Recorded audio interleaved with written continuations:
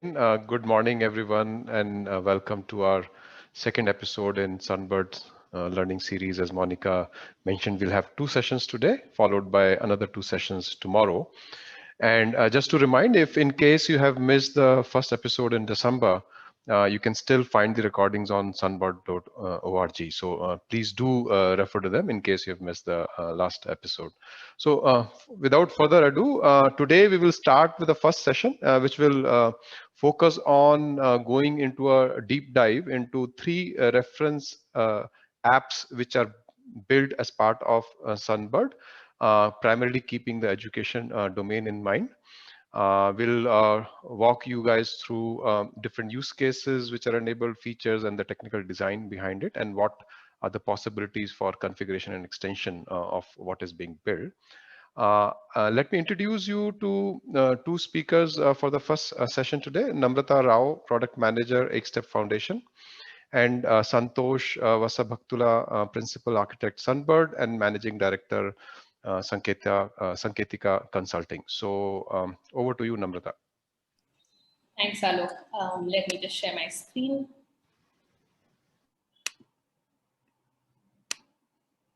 I hope that's visible. Okay. Yes, go ahead. Yeah, thanks. Good morning, everyone. It's my pleasure to be here today to talk to you about the different Sunbird reference consumer apps that are a part of Sunbird's toolset. So to recap from the previous Sunbird learning sessions, learning environments are inherently diverse, right? But if you zoom into that diversity, it really condenses itself into three personas. That of the learner, whether that learner is a child in school who's studying something, or whether that's an adult, trying to upskill themselves in their career. And then the instructor who teaches or mentors the learner, and then the administrator who sort of manages the learning ecosystem. Then three scenarios, that of learning, helping others learn, and managing the overall learning processes, and the two key interactions. Now, at the center of this learning environment is a virtuous, intertwined improvement loop amidst these key actors. So we've done a deeper dive, a deeper conversation into these four key interactions, that of learn, sense, and do and act in our previous Sunbird sessions. It's available on the YouTube channel, so please do go through that to understand this concept a little bit more. Now, why am I bringing this up? Because use cases for consumer apps in the education domain revolve mainly around these three actors and scenarios. So as a learner, I may need to learn on the go, or I may need to learn at home, or even learn at an institution, right? Whether that's a school or an office or a college. As an instructor or a mentor, I may need to teach someone one-on-one, or I may need to teach the entire, maybe a class full of students. And further, I need to constantly upskill myself. And as an administrator, and this administrator could be a headmaster or like an education official, I may need to constantly observe and assess the learners, instructors, and institutions to see how they're faring and take remedial action as needed. And to enable all these different use cases, there are various capabilities and reference solutions and tools that were built into Sunbird. In the last session, I broadly touched upon the breadth of capabilities that are available. This time, I'm going to zoom in specifically into the reference solutions. So we will take a look at the reference mobile app, the web app, and the desktop app, and talk through the the workflows that they enable, the use cases that they power, and the underlying architecture. And it will give you a sense of how these reference apps can be used either directly or they can be configured or enhanced to suit your specific needs. Before I dive right in, why these three reference apps? So I think for most of us, this goes without saying, right? The first device that most of India, and to a large extent, most of maybe even us learned to use was the mobile phone and not the computer. And this is true for the rest of the world as well.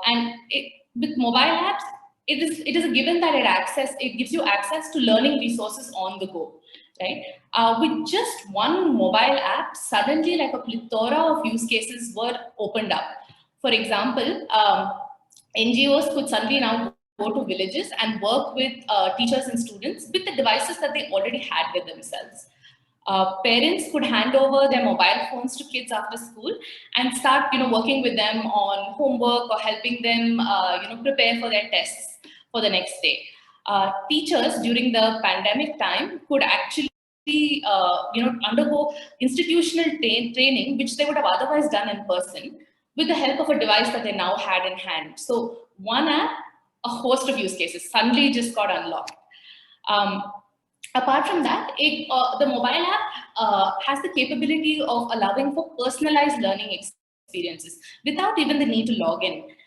It's lightweight. It allowed for both offline and online distribution and consumption of content. And that's really critical in diverse learning environments where not everyone has access to the internet.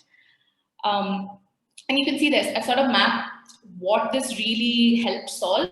When we look at the previous diagram of the use cases that I showed, right? It enabled one-to-one teaching, learning at home, learning on the go, instructor capability development, the ability to observe, assess, and remediate, right? The next reference app that we built was the web app or the web portal, right? I'll use these terms interchangeably.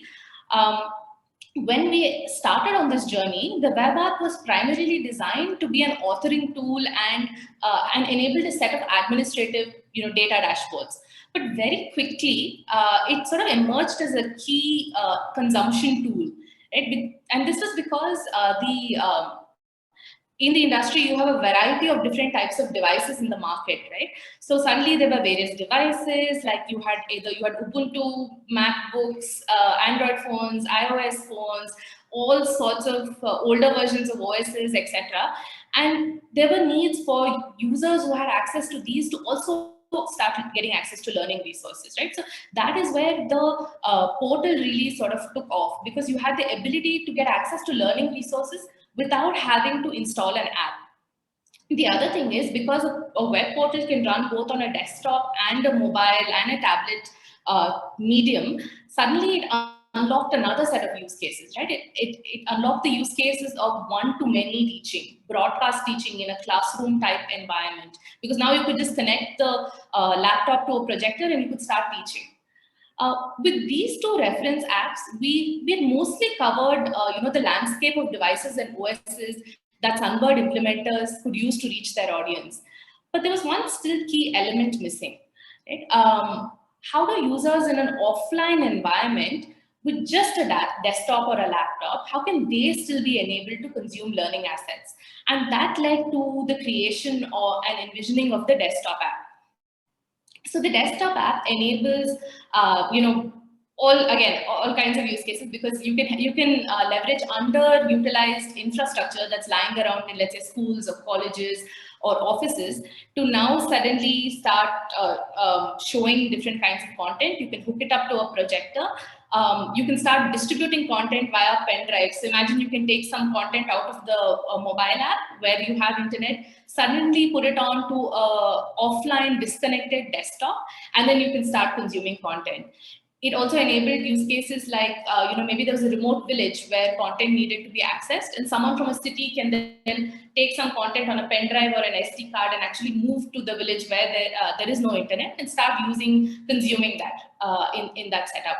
So again, one-to-many teaching really took on life when we went into when we created the desktop app. Another use case that it enabled was the ability for people to co-learn, right?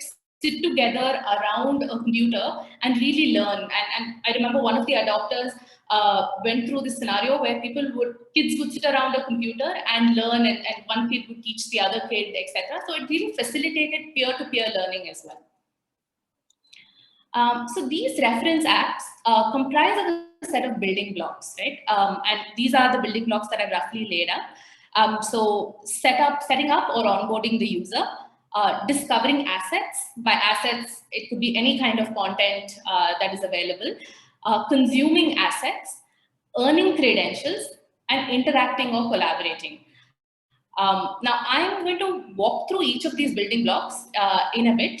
But what I want to highlight here is that these set of building blocks have been enabled on all the three reference apps. So you'll notice that through this presentation, I will intermix screenshots of the web portal, the desktop app, and the mobile app, because the same capabilities are enabled in all three, right?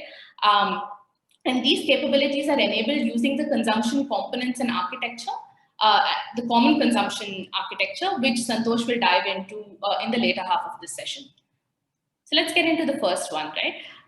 So Sunbird reference apps allow users to onboard either anonymously or via logins. And this is a critical step in any consumer app in the education domain, because it helps you capture the real interests and preferences of the user. So capture that core user context so that you can help them discover assets that are relevant to them. So the Sunbird reference apps basically allow users to access content without login. So the first thing I'm going to look at is guest onboarding or anonymous user onboarding. So for example, Sunbird has a set of guest onboarding steps that are purely configurable, right? So let's say that you're enabling some use cases in a schooling environment, right? A K-12 education environment. Maybe a user has to declare themselves as a student or a teacher, and they may have to further declare their interests in the content that they want, which could be in terms of, which board are they studying in, what medium do they need to consume content in, and what subjects or classes of content are they interested in looking at. Whereas if you flip that and you adopt this for a university type use case, maybe there what you're really trying to look at is, maybe you need to capture the degree that the student has enrolled in, maybe the semester that the student is a part of, right? And then the medium of the content. So the step of capturing their preferences is purely configurable, and it is configurable by the persona as well. So what I mean by that is, maybe if you are onboarding a teacher, and a teacher may typically only may teach one subject in multiple classes, then maybe all you need to capture is that teacher's board, medium, and class and subject, right? Whereas if it's a student might have to learn all the subjects in that particular class, right? When we enrolled into school, we had to do all the subjects whether we wanted to or not. So in that case, the onboarding preferences for the student may be just board, medium, and class. We may not have to ask for subjects because they have to do all the subjects. Or maybe we ask for subject because there are certain optional subjects that students can enroll into. So the point I'm trying to make here is this step is completely configurable by your domain, and it is configurable by the persona who's coming in. You don't have to ask all the users the same set of questions. Similarly, we can even ask these preferences based on a combination of the persona and the location that the persona is from. So you could say that maybe a student in the Americas has a specific preference that they need to give versus a student in India, right?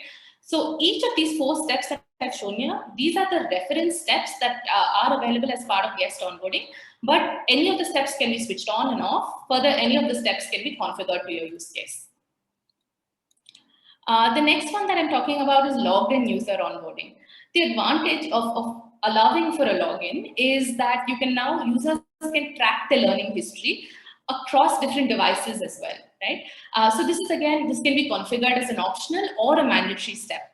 The login capability on the reference apps basically allows login via Sunbird, which allows you to register via giving your mobile number or your email address, or you can enable social login. So for now, there's only Gmail login, which comes out of the box, but it can very easily be extended to login via Facebook or LinkedIn or any other social construct, and login via third-party authentication mechanism. So let's say you had a system of your own, an auth system of your own, and you needed to allow authentication via that can also be enabled in Sunbird. Further, once the user logs in, they can give their set of preferences like I showed you before, which helps them get to the core content that they really need. Now, all of these configurations of the forms that I talked to you about, it can be done in real time. So what I mean by that is, let's say you wanted to change a preference, right? You wanted to capture a different field for a user. You wanted to capture subjects now as an additional field. You don't have to write code in order to do that. And I think Santosh will talk about that a little later in this session.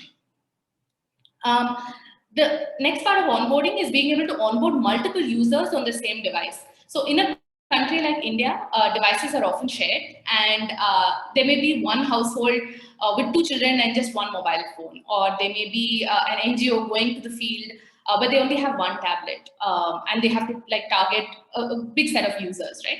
So that's why there's a capability in Sunbird in order to onboard multiple users, what we call as managed users, who are tagged to the same user account, right? And these users can then easily just switch between each other. So I can go in, I get access to my learning preferences, and I can, once I'm done with my learning journey, I can hand it over to somebody else who can switch to their account and then start using it, right? So this is sort of a seamless experience where multiple devices can access multiple users can access the same device. The next building block, so we finished onboarding. The next building block is discovering content. So with a diverse pool of assets or content available and a diverse set of personas reaching the platform, each with their own goals and needs, there needs to be multiple options for learners, instructors, and administrators to really discover the relevant content. So I've just laid out the host of different ways in which content can be made discoverable, right? So you can discover by QR codes, you can discover based on subject or based on your domain, you can discover based on what's trending, what's popular. These are just some examples, but essentially these sections, right, by which one can discover content can be configured into the reference apps based on your use case. So I'm showing you now how the mobile app, for instance, has been pre-configured with this set of discovery mechanisms. So the mobile app has a targeted home section or a home page where users can discover content based, they can discover by subject, they can pick up content where they last left off. They can discover based on category, like am I looking for textbooks, am I looking for TV lessons, am I looking for podcasts. So these are the pre-configured sections that are there in the mobile app on the homepage. But having said that, nothing stops you from changing up these configurations, right? Adding a new section, changing the logic of an existing section. And there's no limit to how many sections. You can purely base this on usage data, right? To understand what users really want. The next pre-configured tab in the mobile app is the free flow explore or search page, right, which allows a user to discover the breadth of what is there in that implementer's content pool. Right? So here again, we've configured a set of sections where they can discover by board, where they can discover by content category, where they can discover what is trending. Again, purely configurable, and the implementer can play along with what really works for their use cases. And then the last one is the QR scan mechanism, right? One step, quick scan, you get to the content. It's a no fuss way of getting to what you really need to do in that point of time. The same type of configuration, so I spoke to you about the mobile app. Now moving on to the web app or the desktop app. They have a slightly different flavor of what we've enabled before. So these are pre-configured with a set of tabs which are only based on content category, right? So, so the user can land, give their set of preferences, and then they immediately start seeing content categorized by the category, like basically digital textbooks, TV classes, courses, etc. Right? Again, completely configurable, can be changed in runtime, but this is what worked for a specific use case for one of our adopters. And even in this page where content is available by category, further inside that particular page, content can further be organized. So in the example that I've shown you here, content is organized by subject. And the filters that you see on the left-hand side, those are also configurable at runtime. So for example, when you start off, you realize that maybe users tend to discover content in a schooling education system using board, medium, grade, and subject. And then later you realize, no, they actually need to do this via topic and subtopic as well, because people tend to get a little deeper when they want to find content. That's not an issue. You just add another element in your configuration, and now you've suddenly enabled a new filter, right? These filters can also be throughout the application, or they can be configured by tab, and they can be configured by user.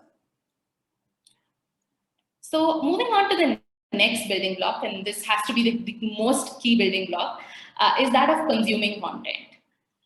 So all Sunbird reference apps have lightweight content players built in, or content players or asset players built in.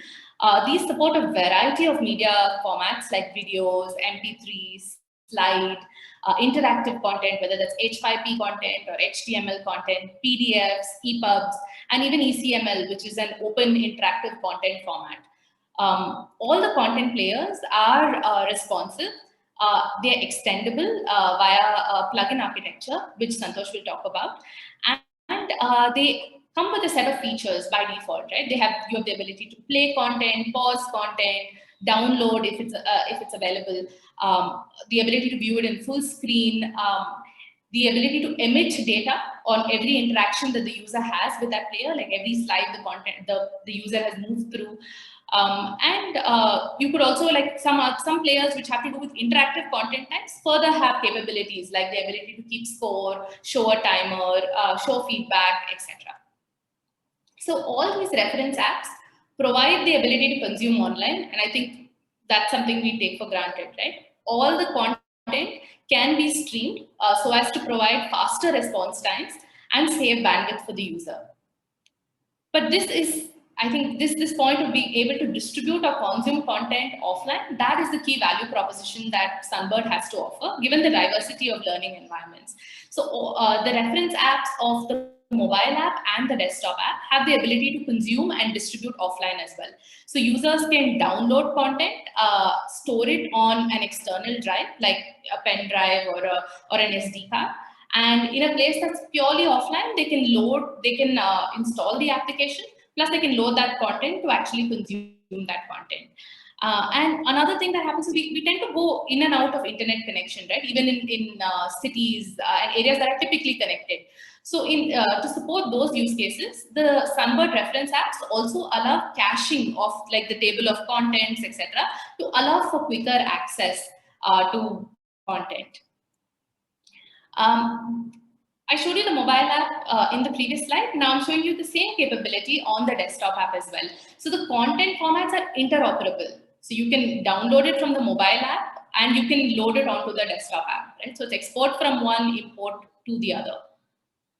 And the critical element when one is in an intermittent internet connectivity area or a pure offline area is how do you get a sense of usage data, right? Has your program been successful? Have people been able to consume the content that you've intended them to consume? So the Sunbird reference apps have the ability to store usage data or telemetry data offline as well. So users keep using the platform, playing content, the usage data gets stored offline. As and when the user comes online, then what happens is the telemetry data gets emitted to the server. Further, if you're in a pure offline area, then you still have the capability of extracting that telemetry data or that usage data onto a pen drive or an SD card, and then importing that usage data, either using the mobile app or using the desktop app in a place where you have internet. So again, content is interoperable, usage data is interoperable. And this really gives you those critical insights that you need to make your program more successful. The last building block that I'm talking about is earning credentials. So all the Sunbird reference apps have the ability where if a particular course or a piece of content is tied to an electronic credential, then when the user completes that particular course or earns a certain score in that particular course, then they can actually get a digital credential, which is stored in their user profile. Users can view that digital credential, so they can view it and they can download it as a PDF so that they can print or share that. Right? This is the equivalent of certificates that we all used to get when we were younger in school, right? I think there's a deeper dive of this scheduled in future Sunbird sessions, so I'm not going to touch upon that too much. The other block of collaborating or interacting as well is something that I'm not going to touch upon in today's session. So with all the configurability that I've talked about so far, right? There are these different building blocks. Each of these building blocks further has different steps that can be enabled, can be configured, can be extended. What does that really mean? It means that any implementer has the capability to stitch these different workflows together to unlock a use case that they want to. Right? Let me give you an example.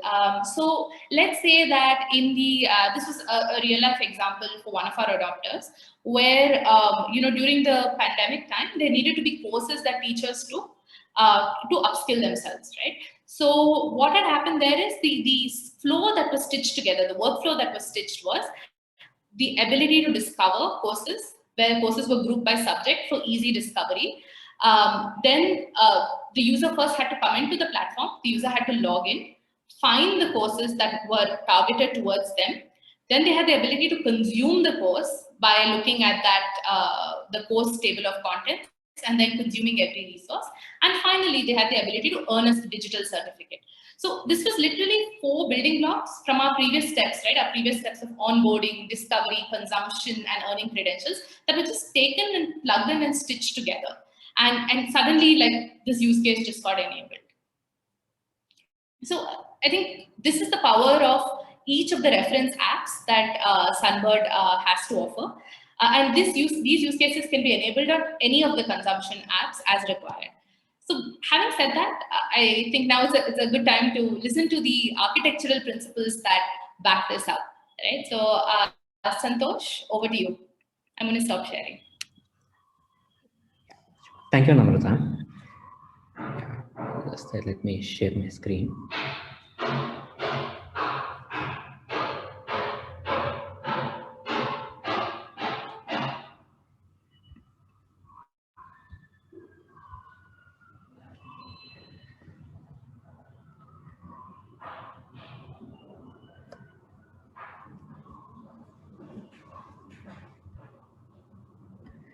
Okay, so I hope you all can see my screen.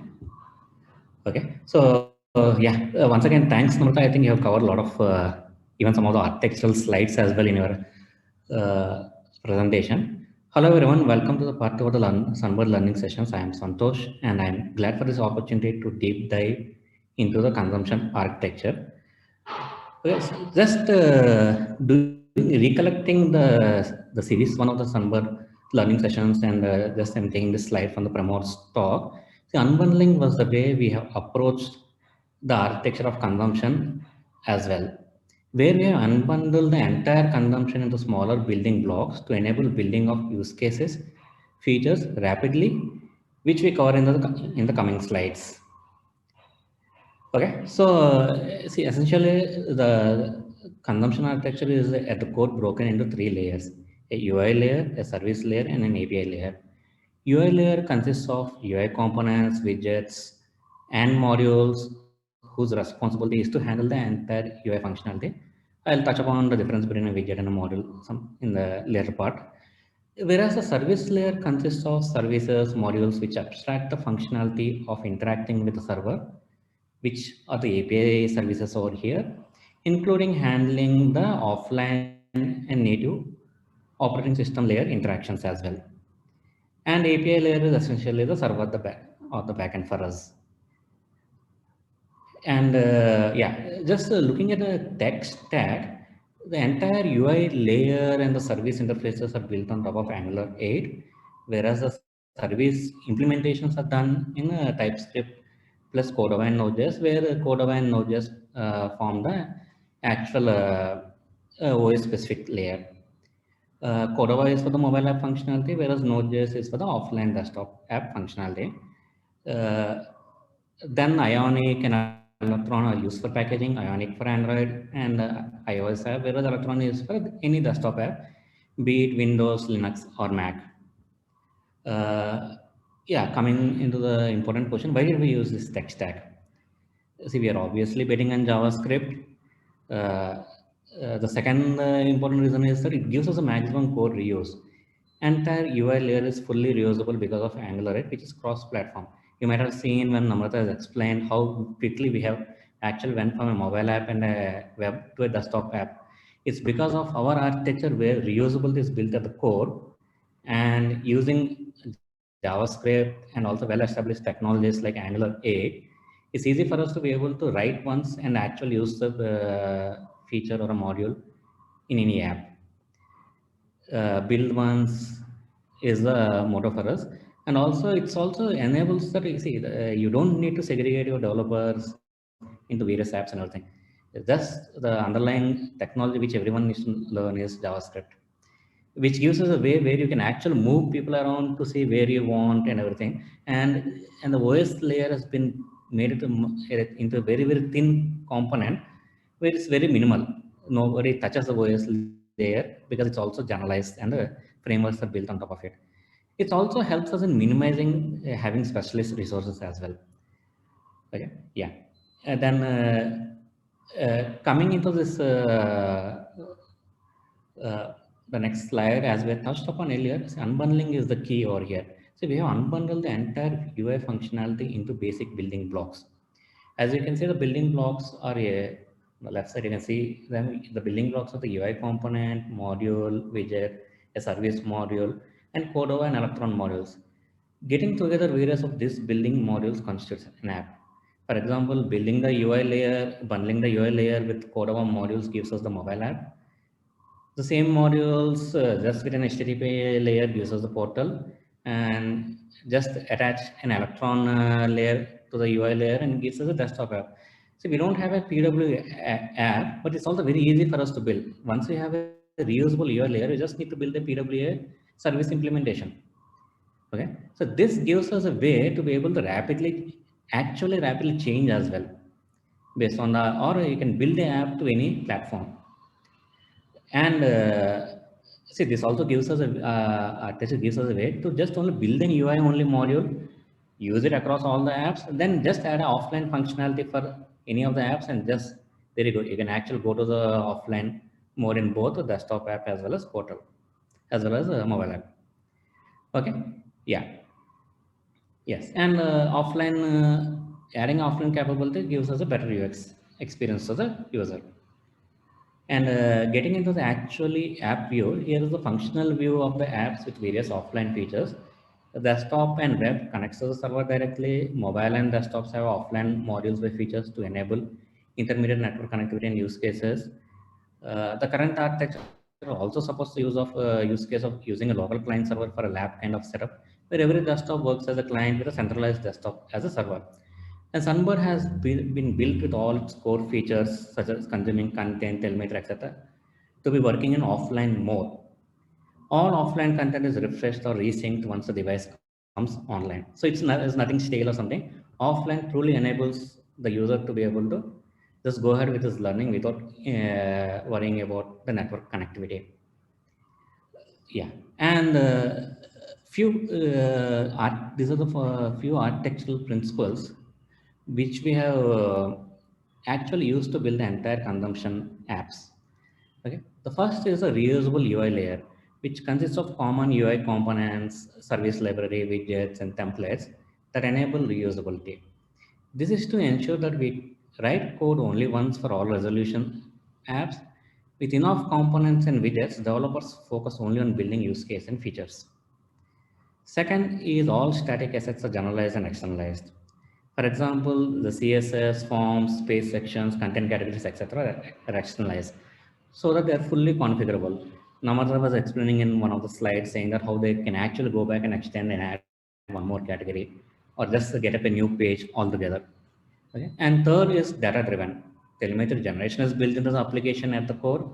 SDKs are provided to auto generate telemetry with simple integration. Fourth being the decoupled players. Players are decoupled from the core app functionality. All content players are designed to be responsive, extensible, configurable, and embeddable. This would give us a way to rapidly add any other player into any apps without actually touching the app code base. It's a very, very minimal integration.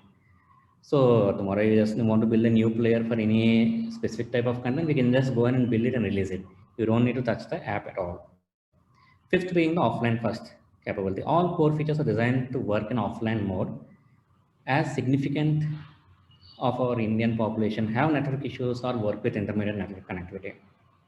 And these are the 5 core architecture principles that we work with when we actually build any use case or a feature within the consumption.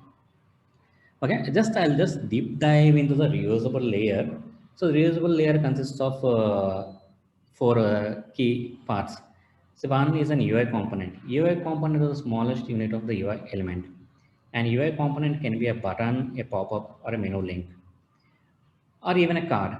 All UI components are responsive for any resolution and have configurable layouts. An UI component is designed to have only one view or only perform one action. It's very, very lightweight. So that the more lightweight it is, the more reusable it is. So that's what we want to say. The more generalized, the more reusable. Okay. And UI widgets, coming to the UI widgets are a collection of one or more UI components, handle multiple actions, have a life cycle within them, and handle complete workflows. An example of an UI widget is a discussion forum. where the discussion forum as a widget, as it's generalized in itself, and it can be embedded anywhere. Okay, there is a subtle difference between a widget and a module. Widgets are specialized modules such that their functionality is completely generalized and can be embedded in any use case. A discussion forum can be embedded on the home page, in a course page, or within an assessment. Whereas if you have a functional module such as courses, it can only be embedded in a learning app which provides courses. If you just look at the analogy, then we get into the service layer. A generalized service layer is abstracting the interactions with the actual APIs and also the underlying native OS layer. So once you have a service layer and this thing, it enables the UI to be extremely lightweight and reusable. And service layer takes care of abstracting the complexity of dealing with either an API or a native layer for offline functionality. Then the other one is the last one is the configurable layers. Configurable layers are set of UI layers comprising of various UI components and widgets that are driven by configuration. Some of the examples are the onboarding forms, consent forms, page sections. They're all are actually configurable. Okay, and getting into the next slide, I just wanted to give an example of what are the common components we have over here. You can see we have a card, a TOC item list, buttons. There are around 25 plus predefined components already built into Sunbird. Configurable and extensible. You can see the various layouts and everything. And also they are responsive in the sense that the moment you build a component, it is ready to be integrated into either a mobile app or a web or a desktop app. Any resolution, portrait mode, landscape mode, even it can be an something like a tablet as well. Okay, yeah, so that was the basic underlying core functionality of the common components. And then just take it further, giving an example of common components, which is a car. You can see the various cars over here and out. There's only one car component, but you can configure it for various layouts. And the integration of the car is also very simple. You just need to integrate this car component into your page or this thing, and it just comes up over there, responsive and reusable across any of your application or resolution. Okay, I just want to touch upon a sample example on how can I extend my card, because see, for us extensibility is also at the core. The moment you look into it, giving you an example of how can I add a bookmark feature into my current card, which we don't have currently. The moment you just it's going and let's say you have a course, a card component code, you just need to go back and add an icon for your uh, the bookmark and have those the actual Angular bindings defined. And the moment you have the Angular binding defined and the APIs are ready, it's just only integrating with those APIs. And with as simple as that, you have this bookmark functionality now available in both mobile and portal and desktop at the same time. So that's where the power of it comes into saying that the moment you have a reusable components, you write once and they are readily available across any app. Yeah, and now getting into it, one of the other architecture principles we talked about is a complete externalization of this thing, and this is one of the example of CSS externalization.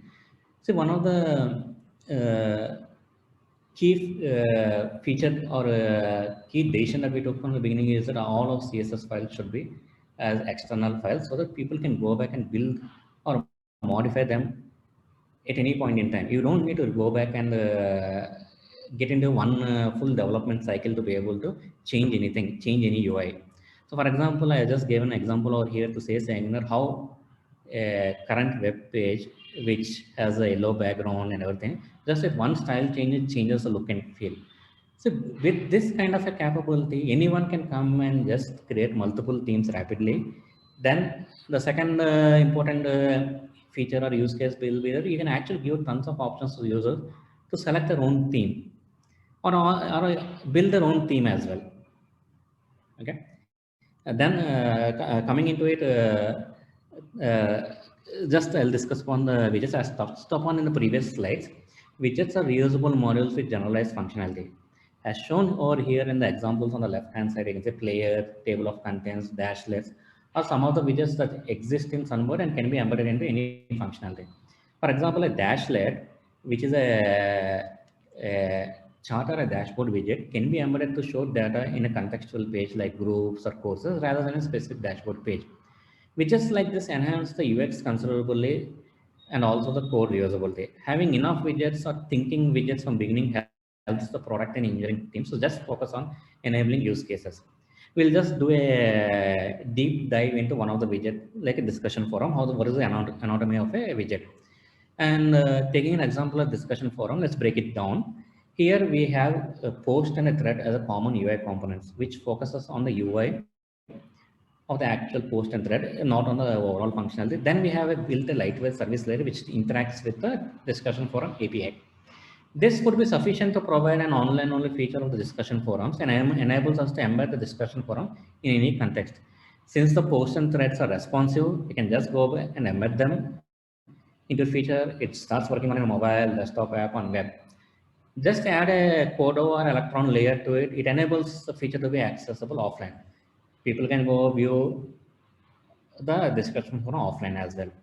A very, very powerful feature. Okay. Then if we coming back again, let's come back to the common components once again.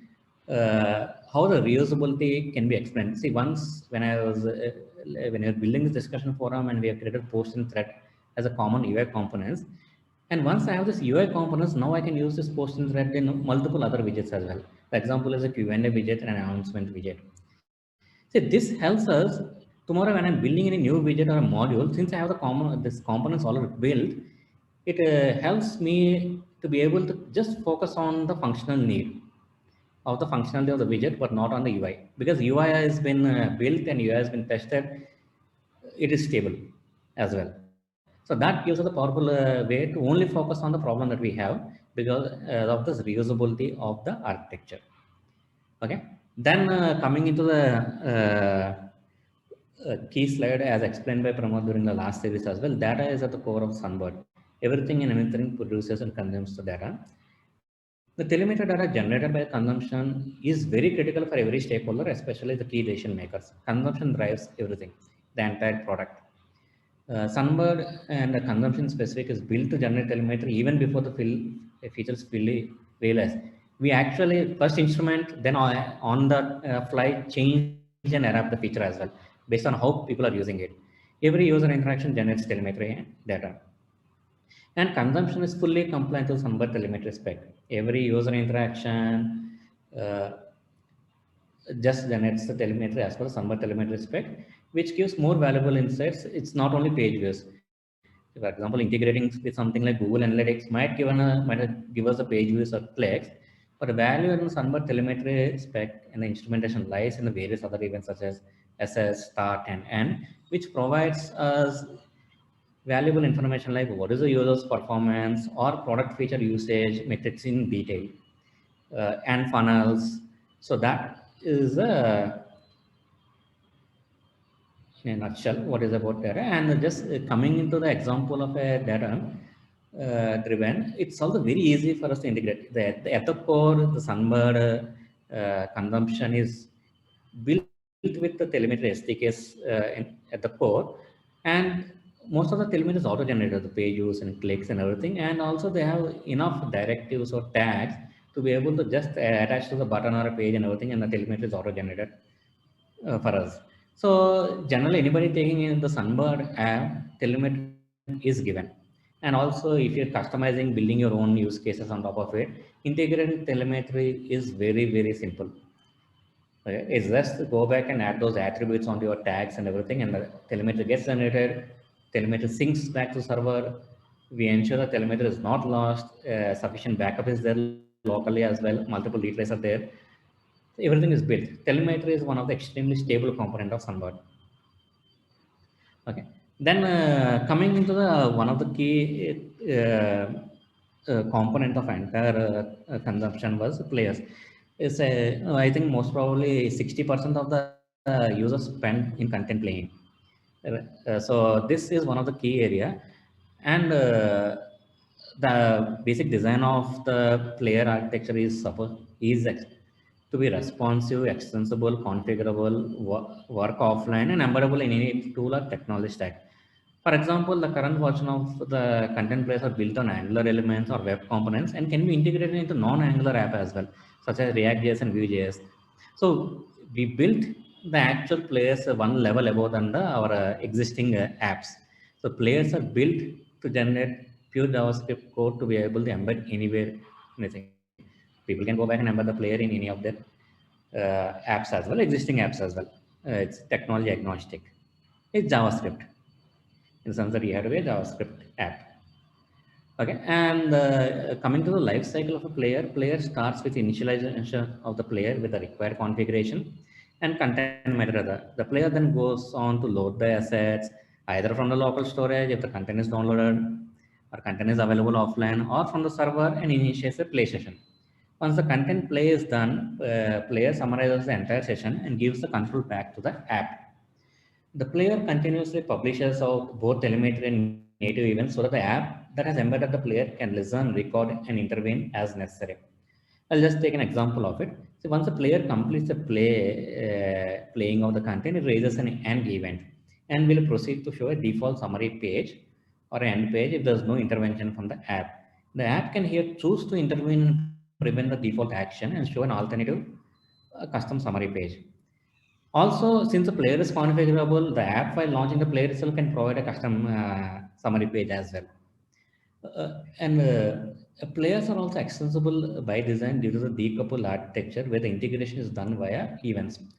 The player integration with the app is always by events. Nothing is, there's no direct calls between them. And this gives us a powerful capability. For example, if I take the question set player, which is designed to play out all questions, now, the basic functionality of the player is to play all the questions it has. Let's say that you're giving it the player to play 30 questions, it goes and plays 30 questions. But now as an adopter or a Sunbird user, you just wanted to go back and enhance some functionality. I want to introduce a new functionality, which is timer. So what you're saying is that I want to give a quiz to my the learners, but I just wanted to time the quiz to 10 minutes. That's it. So there are two ways to approach it. One, you go back and enhance the core player to support a timer functionality. Or two, create a timer widget and start listening on the player events. Once the time is up, the timer widget can invoke the player lifecycle method of summarize and end and stop the player in whatever stage it is. Okay, so the second approach gives us the flexibility that we are not dependent on anyone providing a core feature or any feature as a core functionality, and open up n number of possible use cases specific to our needs. Okay, so that is one of the very key feature of the player, and that gives us because of the event-driven design that we have implemented for the player and the app. Okay, and then coming back to the players that we have, these are the available players. What we have a PDF player, HTML, EPUB, video, YouTube, ECML, H5P, QML player, which is compliant to the QML spec, and an MP3 player. These are players that are available right now. And see, the players architecture is such extensible. You can go back and build your own player. For example, you can go and build a player for a Flash player or a SCORM compliant player, or even PPT. Nothing stops us. Okay. Then coming back to this, the last topic that we have is the configuration-driven layouts. So if you go back and check out here, which Namrata also touched upon the various layouts which are configurable, or the entire layouts everywhere is driven by a configuration. So we have a microservice called the form service where you configure all possible forms and everything, which is configured by an API. You can change those configurations. So let's say today all sections of the page are configured. The filter sections on the left, the top sections, and the bottom page views.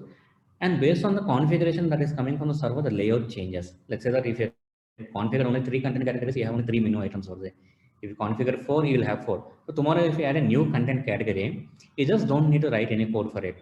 You go and configure the new content category, it just comes up over there. And you can go back and configure the page view. You want the page view to be grouped by subject, you want the page view to be grouped by some other attribute like popular or some other analytics attributes. That is directly straightforward possible out of the page sections. And based on your configurable, your page renders during runtime. So nothing is hard-coded. Your filters, you can have 10 filters or 2 filters, you can change it. You can also configure the filters based on the user profile or other user attributes. One of the key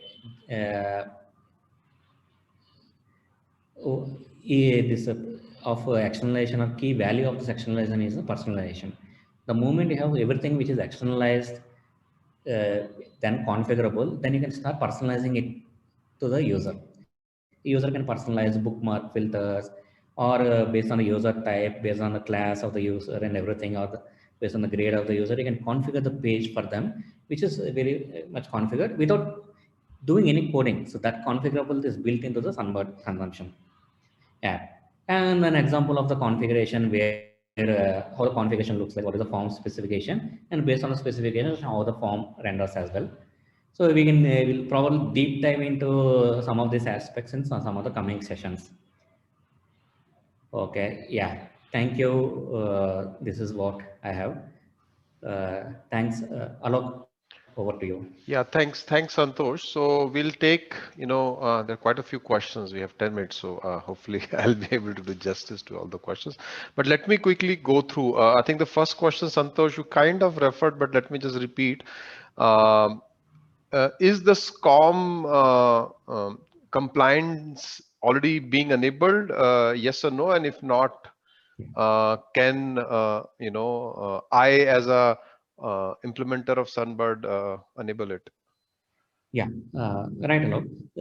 SCORM is not an enable because I think yes, when we're building on the use cases, we mostly focus on this primary of PDF, EPUB, and video, but anybody can build it. It's in there in our roadmap as well, but we haven't been able to prioritize, but anyone can build it because of the current existing player architecture. Okay. Okay. Next question again for you, Santosh. Is telemetry data encrypted in both for offline model and online model? Yeah, so telemetry, what I want to stress upon, which I haven't actually done it because when we deep dive into data, we'll know about it. But general telemetry is completely anonymous. We don't have any private information telemetry. And once the telemetry data comes back to the server, then it's been enriched with all possible user information and everything. That is called denormalization process. Since telemetry doesn't have any personal PI information, we just compress it and store it. Okay, and also it's only stored in an app space, not available outside of the app space. Okay, so in short, it's not encrypted, but we didn't see a need to encrypt because our telemetry spec and the way how we instrument, we ensure that there's no PI data flowing across. Okay. Okay. Next question, and I think it's partly probably Namrata, you and Santosh, you guys can answer, but let me just ask the question. So, are the certificates which we talked about in terms of, digital credentials we talked about, are they digitally signed and verified? Number one. Number two, how does the, from a tech perspective, how does the verification, if I as a user wants to verify a particular certificate, let's say Namrata got one. How does that work? Is there a unique URL created for every certificate being generated? Can you give a little insight on the tech aspect of it also? Yeah, sure. Alok, say yes, it's complete digitally signed and verified as well. And within each and every certificate, we embed the QR code and a code as well. Scanning of the code will tell you whom the certificate has been assigned to and what purpose and for what course. It's completely digitally verifiable as well. Okay, so there is it a unique URL, Santosh, or there is some dynamic mechanism? So what you're saying is it's easy to verify by scanning. Yes, it's a unique code. Okay, it's a unique code through which the system verifies. Okay, yes. Okay. Next question, Santosh, you talked about Angular 8. Can you give us a little insight on, given all the other options, right? Why Angular 8? Why not, for example, React or any other, option? Yeah. So, see, I think this is also some kind of a tricky question to answer because see, people have their own preferences. See, when you compare and everything, the moment you compare with React and Angular, it's very tough to choose between both of those technology stacks and everything. See, if you go back the way when we looked at it, we are very much comfortable with something like Angular because see, the way how Angular writes code and everything as well, it's we prefer something like JavaScript within HTML rather than HTML within JavaScript. So that is one of the way. That's why I'm saying it's a developer's preference on what you want to work with. The second thing in the sense that the learning curve for something like Angular is very less. And also we found that it's easy to get people of Angular than React. I think one of the key for us as well is that when you actually go back and want to expand the scope of the project and everything and want to just quickly expand, we found Angular to be very easy to work with. There's nothing that Angular is better than React or something. It's just a preference that we choose upon. Few factors that clinched Angular for us. Sure, no problem. Next question. So, Namrata, for you, we talked about, various type of consumption experiences, different kind of content. Any capability have we enabled as part of out-of-the-box Sunbird, which also allows system to, help catch any inappropriate content or profanity as an example, or is something I as an implementer or adopter can extend? So there was some, I think, tool sets that we played around with, where at the creation time, at the time of upload, they can catch profanity, profane images, etc. Those were initial experiments that were done, but again, I don't think it took on a full form. But of course, these are again tools that can be added on to allow for that kind of auto check. I think there are a lot of open source libraries that are available that can be integrated to enable these capabilities. Okay. So one question in terms of, Namrata, you talked about some samples where the content was shown in these apps, right, in a particular way in terms of options, categories.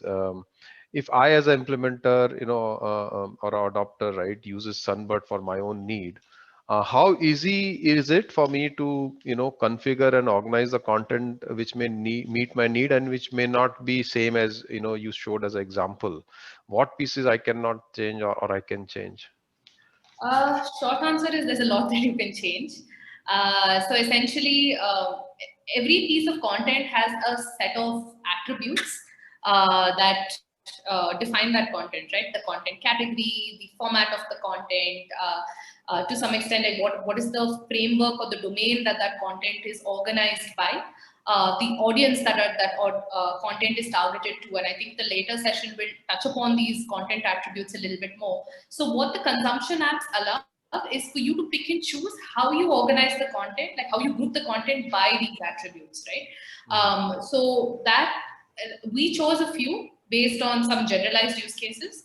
But if you as an implementer wanted to go after a specific use case, it would just be using those configurations that Santosh spoke about, right? You configure a query which allows you to organize the content as you need. So it is straightforward to do so by all the content attributes that are there and by certain aggregate information, like how is that content trending? Is it trending in your state, etc. So that also is the capability that it offers out of the box. So you can build something that looks very different from the reference app that I showed you. Okay. Probably one last question. So, both of you talked about the modular design, how, the consumption is enabled on, three types of apps. And I think, Namrata, you probably touched it, but I'll probably kind of, mix it with this question. So will it work on any type of device, beyond, let's say, Android, mobile, how about different tablets, whether it is iOS, whether it is Amazon, Fire tablets? How about, kind of, devices which nowadays, you're using to stream content on TVs and all? So can you give an insight of what is already there out of the box and what, I as a adopter can do? Okay. I'll probably go and then Santosh if you'd like to add on. So today, what is available out of the box is an Android application which can run on a mobile, an Android mobile or an Android tablet. There is the web portal or the web application which can run on any of the browsers. So in that way, you can actually use it on an iOS phone via Safari or Opera, one of the browsers that you have there. And you have the desktop app which can run on Ubuntu and Windows 7 and above. And for the rest, I think it's just a matter of just repackaging and extending it as required, right? So let's say your use case required an iOS app or let's required an Android TV app. It's just about taking those layouts and then repackaging them for your specific need. Santosh, if there's something you'd like to add? Yeah. See, as explained earlier, since we are waiting on JavaScript, the moment we do that, it's actually anything which can play a web, right? It's web compliant. The moment we do it, it's just only packaging with the underlying OS. And also packaging is only required if you need an offline functionality. For example, if we take our web application, we should be able to actually start playing in Android TV as well. Okay. So thanks, Santosh and Namrata. I think we are a little over time, so it was, a very good session understanding what really, is inside the, I would say, inside these three, apps, and what's the journey, we have taken. I think there are a few more questions. Unfortunately, we don't have time to go for each of them. So thanks a lot to both of you for your session. Thank you.